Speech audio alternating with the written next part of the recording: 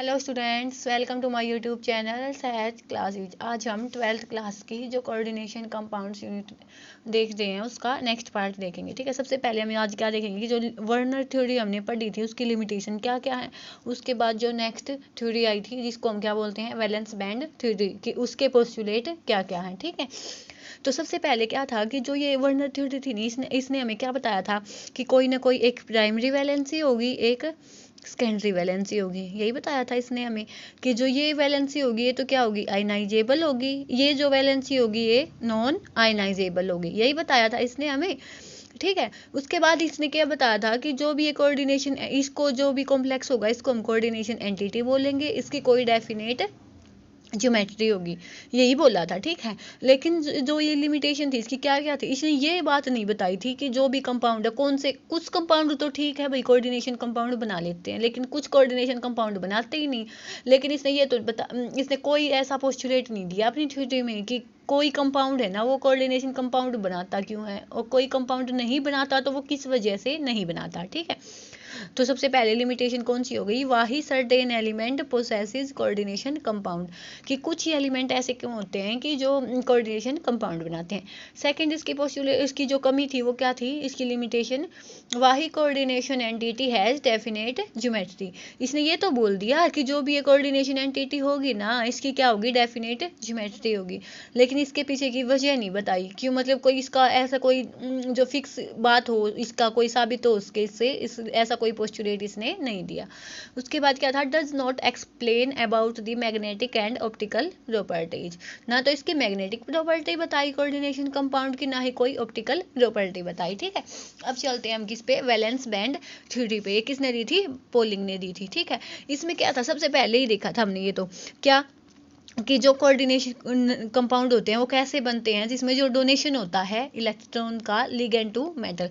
तो first statement इसकी भी यही थी कि इसमें क्या होगा, डोनेशन होगा लिगेंड टू मेटल। ये बात तो ठीक है। सेकंड इसकी पोस्टुलेट क्या थी, जब देख दो चीज हैं आपस में, उन दोनों चीजों को आपस में कुछ लेन देन करना तो उनकी एनर्जी सेम होगी ना, वो तभी अच्छे से होगी।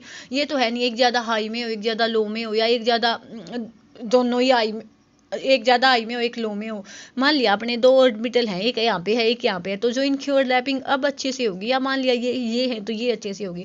तो इसकी स्टेटमेंट क्या थी, सेकंड स्टेटमेंट, कि जो भी लिगेंड होगा या जो भी मेटल होगी इसके जो ऑर्बिटल्स होंगे उनकी जो एनर्जी होगी वो सेम होगी, कि उनके बीच में जो डोनेशन हो वो इजीली हो जाए। ठीक है, तो इसकी थर्ड ये होगी इसकी सेकंड पोस्टुलेट।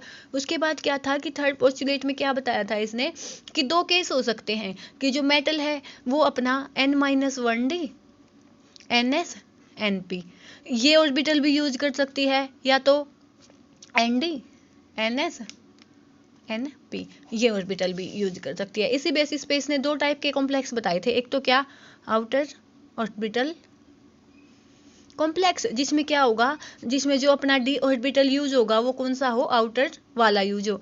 एक कौन सा हो जाएगा, सेकंड कौन सा, एक तो ये हो गया, एक कौन सा हो जाएगा, इनर ऑर्बिटल कॉम्प्लेक्स, जिसमें जो अपना डी ऑर्बिटल यूज होगा वो कौन सा वाला होगा, इनर वाला। जैसे केस लेके चलते हैं हम, इसके एग्जांपल देखेंगे, पहले इसकी पोस्टुलेट देख लें अपने, आप स्क्रीनशॉट लेना चाहे तो इसका ले सकते हैं। ठीक है, तो सबसे पहले क्या पोस्टुलेट था इसका, in this approach metal ligand bond arises by donation of electron by ligand to metal. तो सबसे पहली कंडीशन ये क्या होगा, ये कि इसमें क्या होगा, डोनेशन होगा इलेक्ट्रॉन का ligand to metal. Second condition कौन सी हो गई, in order to accommodate these electrons the metal should have empty orbitals of equal energy. First condition तो क्या है कि वो एम्प्टी होनी चाहिए, सेकंड क्या है कि जो उनकी एनर्जी हो वो इक्वल होनी चाहिए। ठीक, उसके बाद क्या था कि जो मेटल है वो अपने n-1d ऑर्बिटल को भी यूज कर सकती है, nd को भी यूज कर सकती है। तो इसी के बेसिस पे हमने क्या बताया कि दो टाइप के कॉम्प्लेक्स हो जाएंगे, एक आउटर ऑर्बिटल एक इनर ऑर्बिटल। ठीक है, अब देखते हैं कि जब कोऑर्डिनेशन नंबर ये अलग अलग होते हैं ना, कि कोऑर्डिनेशन नंबर का मतलब क्या देखा था हमने, कि जो मेटल एटम है उसके साथ कितने लिगेंड्स अटैच हैं उसको ही हम क्या बोलते हैं, कोऑर्डिनेशन नंबर बोलते हैं। अब इसके बेसिस पे इसकी क्या दी गई है, हाइब्रिडाइजेशन। ये भी मैंने आपको बता दिया कि हाइब्रिडाइजेशन हम कैसे निकालते हैं। ठीक है, तो अब देखते हैं, मान लिया चार है कोऑर्डिनेशन नंबर, तो उसकी जो हाइब्रिडाइजेशन हो जाएगी वो कौन सी हो जाएगी, sp3, और जो इसकी शेप हो जाएगी उसकी वो कौन सी होगी, टेट्राहेड्रल। ऐसे ही जब 4 है तो जब ये तो था किसके लिए, sp3 के लिए, जब कोऑर्डिनेशन नंबर तो 4 ही हो, ये क्या हो जाए dsp2, तो उसके लिए हम क्या बोलेंगे, स्क्वायर प्लैनेट। 5 है तो sp3d बनेगा क्या, ट्राइगोनल बाई पिरामिडल। 6 है तो दो केस बनेंगे, या तो sp3d2 या तो d2sp3। इस केस में तो क्या हो जाएगा आउटर ऑर्बिटल, इस केस में क्या हो जाएगा इनर ऑर्बिटल। ठीक है, अब ये वैलेंस आप चाहे तो इसका स्क्रीनशॉट ले सकते हैं। अब इससे ना ये वीबीटी थी ना, इसकी एक मेन पोस्टुलेट था, इसने क्या दिया कि पहले कॉम्प्लेक्स गिवन थे ना उनका मैग्नेटिक मोमेंट देखा, उसके बेसिस पे इसने ये बताया कि कौन सा लिगेंड वीक होगा कौन सा स्ट्रॉन्ग होगा। ठीक है, इसने मतलब कोई फिक्स अपनी इवेल्युएशन नहीं दी कि ये फिक्स ही है, लेकिन बस जो कॉम्प्लेक्स गिवन थे उनका मैग्नेटिक मोमेंट दे दिया, उसके बेसिस पे कुछ बात की है इन्होंने। ठीक है, तो देखते हैं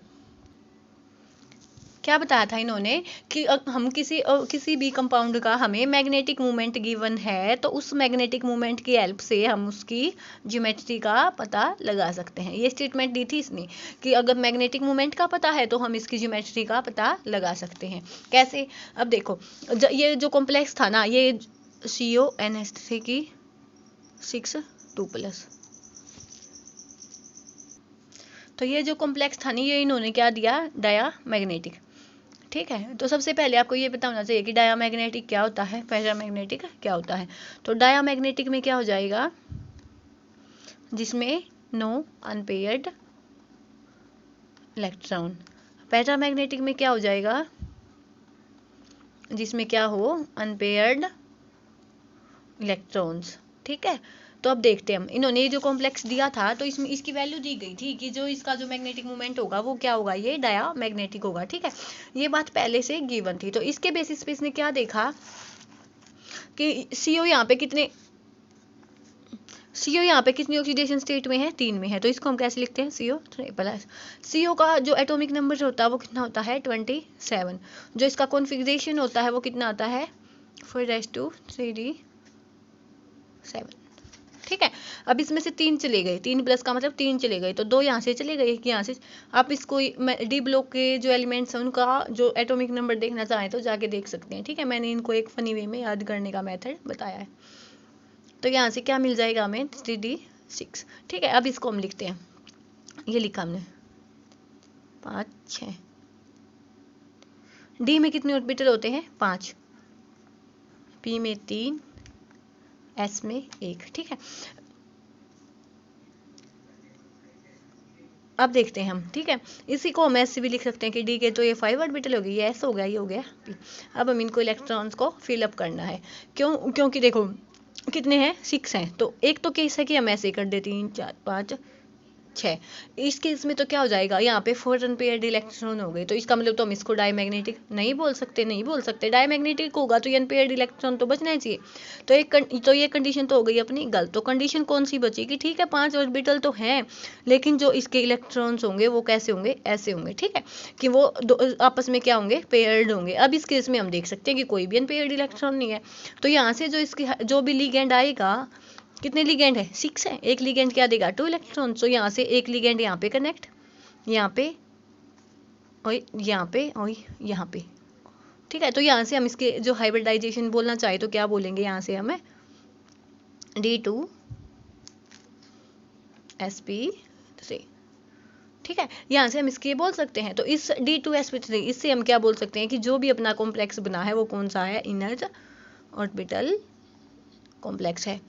ठीक है, ये किसके लिए पढ़ रहे हैं हम, ऑक्टाहेड्रल कॉम्प्लेक्सेस के लिए, जिसमें जो लिगेंड्स होते हैं वो कितने होते हैं 6। तो यहाँ 2 तो यहाँ से आ गई, 1 2 3 4 5 6, तो जो इसकी हाइब्रिडाइजेशन कौन सी हो गई D2sp3।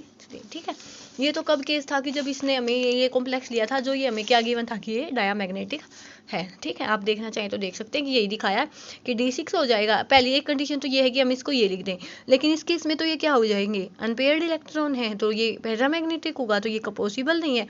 तो हम इसको क्या बोल देंगे कि ये आपस में पेयर्ड होंगे तो क्या होगा कि जो ये कॉम्प्लेक्स बन जाएगा वो क्या बनेगा, inner orbital complex, no unpaired electrons बच गए। इसका जो सेकंड एग्जांपल ये भी आप देख सकते हैं।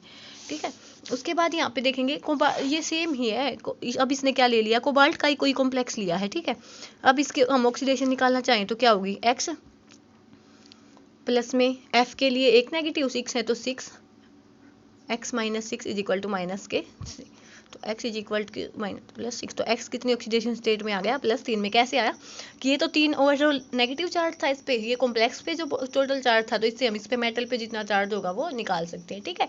तो सेम कंडीशन यही बच गई, यहाँ पे आ गई, D6 ही आ गया, ये बात तो है, ठीक है। ये तो हो गए D के ऑर्बिटल, ये S का हो गया, ये 3 हो गए P के, ये बात तो ठीक है। लेकिन इस कंडीशन में क्या गिवन है कि जो अपना कॉम्प्लेक्स होगा ना वो क्या है, पैरामैग्नेटिक है। तो अब हम ऐसे फील कर सकते हैं, ठीक है। 6 हो गया, तो इस केस में क्या हो गया, जो कॉम्प्लेक्स है वो पैरामैग्नेटिक भी हो जाएगा, और जो इसकी हाइब्रिडाइजेशन होगी वो कौन सी हो जाएगी, यहाँ पे जो नेक्स्ट वाले डी ऑर्बिटल हमें यूज करने पड़ेंगे, 5 होते हैं। तो यहाँ से हम इसकी हाइब्रिडाइजेशन क्या बोलेंगे, एक F यहाँ पे अटैच, यहाँ पे, तो यहाँ से हम क्या बोलेंगे, sp3d2। तो जो ये कौन सा कॉम्प्लेक्स बन गया, आउटर ऑर्बिटल कॉम्प्लेक्स, ठीक है। तो यहाँ से हमें ये समझ आ गया कि आउटर ऑर्बिटल क्या होता है, इनर ऑर्बिटल क्या होता है, और जो बॉन्डिंग होती है कॉम्प्लेक्स में, ऑक्टाहेड्रल कॉम्प्लेक्सेस में, वो कैसी होती है, ठीक है। तो ये किसके बेसिस पे बताया, जो वीबीटी थी नहीं, वो मोस्टली किसके बेसिस पे थी कि जो उनके मैग्नेटिक मोमेंट गिवन हो, तो उनसे हम ये पता लगा सकते हैं कि जो उसकी ज्योमेट्री होगी वो कैसी होगी, ठीक है। तो ये हो गया, आप इसका स्क्रीनशॉट लेना चाहिए तो ले सकते हैं। ऐसे ये बताया गया है कि ऐसे लिखेंगे हम, तो ये कौन से हो जाएंगे, आउटर ऑर्बिटल कॉम्प्लेक्स हो जाएंगे। जो आउटर ऑर्बिटल कॉम्प्लेक्स होंगे तो उनको हम क्या बोलेंगे, हाई स्पिन लो स्पिन का मतलब क्या है, मान लिया ये थे, ये आपके अभी नहीं आया लेकिन आगे आएगा, मान लिया डी ऑर्बिटल है, ठीक है। आगे जाके कैसे स्प्लिट हो जाते हैं, एक तो 2 में जिसको हम ईजी बोलते हैं, डबली डिजनरेट, एक हो जाएगा 3 में, T2 जी। तो इस केस में तो हमने क्या लिखा है कि पहले ये है, उसके बाद ये है, तो ये तो क्या हो गया, आई स्पिन की जो हाइयर ऑर्बिटल है वो भी फील्ड है, किस केस में, इस केस में। लेकिन जब हमने ये फर्स्ट वाला केस देखा था तो इसमें हमने कैसे लिखे थे कि डी के जो 5 इलेक्ट्रॉन है वो ऐसे हैं, तो ये टूटेगा इस ऐसे T2G EG में, तो जो ये इलेक्ट्रॉन होंगे नीचे ही कंप्लीटली फील्ड हो गए, मतलब हाई में कोई भी इलेक्ट्रॉन नहीं है, तो इसको हम क्या बोल देते हैं, लो स्पिन। तो जो ये हो गए, जो ये अपने इनर ऑर्बिटल कॉम्प्लेक्स थे वो लो स्पिन हो गए, जो आउटर ऑर्बिटल कॉम्प्लेक्स थे वो कौन से हो गए, हाई स्पिन। ये दोनों इसके एग्जाम्पल आप निकाल के देख सकते हैं। अब ये है कि जो मैग्नेटिक मूवमेंट होगा हम इनका कैसे निकाल सकते हैं, ठीक है। सबसे पहले हमें मैग्नेटिक मूवमेंट के लिए क्या चाहिए होगा, अनपेयर्ड इलेक्ट्रॉन कितने होंगे, उसके बाद इसका एक सिंपल फॉर्मूला है, n इंटू में n+2। n क्या होगा कि उसमें कितने नंबर ऑफ अनपेयर्ड इलेक्ट्रॉन्स हैं, इसको ही हम क्या बोलेंगे, n बोलेंगे, ठीक है। अब जैसे ऑक्टाहेड्रल में होता है वैसे ही क्या होगा, टेट्राहेड्रल में भी ऐसे ही होगा, ठीक है। बस आगे जाके थोड़ा सा डिफरेंस होगा, कैसे कि जब हम ऑक्टाहेड्रल में लेते हैं ना तो ऐसे लेते हैं, यहाँ पे इजी लेते हैं, यहाँ पे T2 लेते हैं, लेकिन टेट्राहेड्रल में इसका जस्ट अपोजिट ले देंगे हम, ठीक है। T2 अबव में आ जाएगा, E नीचे आ जाएगा, और जो ये जी लगाते हैं ये भी नहीं लगाएंगे, क्योंकि जब हम TD स्पीसीज लेते हैं तो उसमें सेंटर ऑफ इन्वर्जन नहीं होता, ठीक है। तो यहाँ से हम देखते हैं मैग्नेटिक मूवमेंट निकाला, तो यहाँ से हम देखेंगे तो Mn किस में है, Mn3+, तो इसका जो कॉन्फिगरेशन होगा वो क्या होगा, ये देखते हैं हम। पहले हमने लिया MnCN6 3 नेगेटिव, तो क्या हो जाएगा,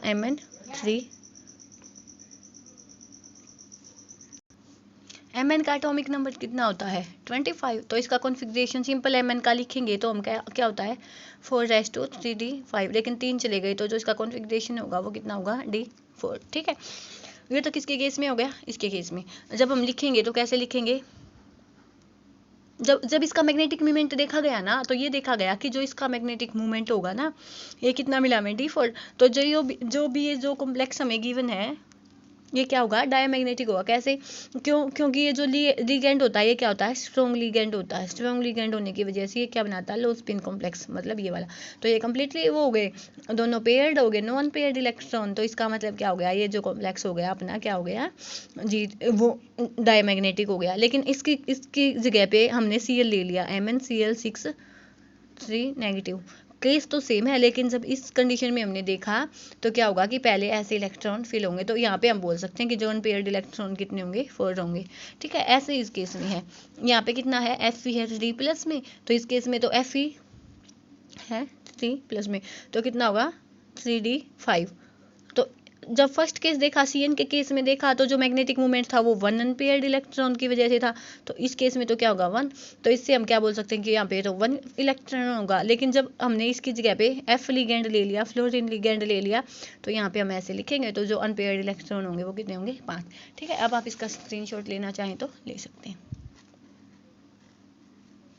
अब ऐसे ही किस में होगा, टेट्राहेड्रल स्पीसीज में होगा कि इसकी जो हाइब्रिडाइजेशन कितनी होती है वो sp3, जो एग्जांपल हम ये देख सकते हैं कि Zn2+ है, कितना होगा Zn2+ 3d10, ये तो कम्प्लीटली फिल हो गए, तो ये किसको बोल सकते हैं sp3 बोल सकते हैं, sp3 इसकी हाइब्रिडाइजेशन हो जाएगी। ठीक है, आज के लिए इतना काफ़ी है, कल मिलते हैं एक नई वीडियो के साथ। Thanks for watching. आपको कोई डाउट है या कुछ समझ नहीं आया तो आप कमेंट सेक्शन में बता सकते हैं।